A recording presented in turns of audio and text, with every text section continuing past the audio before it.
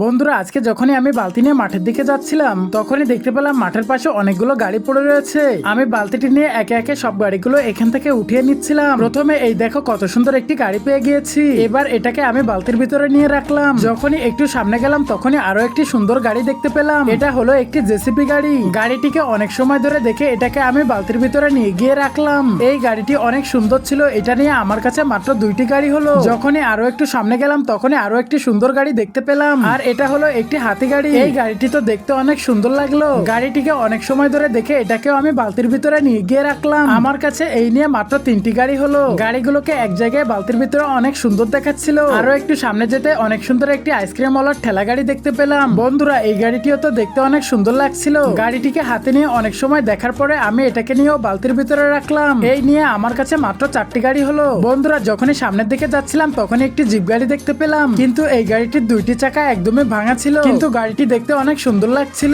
এবার এটাকে বালতির ভিতরে রেখে দিয়ে যখনই একটু সামনে গেলাম তখনই একটি পুলিশের গাড়ি দেখতে পেলাম। কিন্তু এই গাড়িটির চাকা ছিল একদমই নষ্ট। তাই এটাকে আরো ভালোভাবে দেখলাম। তারপর এটাকে বালতির ভিতরে রেখে দিয়ে গাড়িগুলো গুনে দেখলাম আমার কাছে এখন পর্যন্ত মাত্র 5টি গাড়ি হয়েছে। যখনই এটাকে রেখে দিয়ে একটু সামনের দিকে যাচ্ছিলাম তখনই সামনে কিউট একটি বোল্ডেজার দেখতে পেলাম। কিন্তু এই বোল্ডেজারের সামনের চাকা একদমই নষ্ট ছিল। তাই এটাকেও ভালো মতন দেখে বালতির ভিতরে রেখে দিলাম। এই নিয়ে আমার কাছে গাড়ি হলো মোট 6টা। যখনই আরো একটু সামনে গেলাম তখনই এই জিনিসগুলো দেখতে পেলাম। আসলে এগুলোর নাম আমি কখনোই জানি না।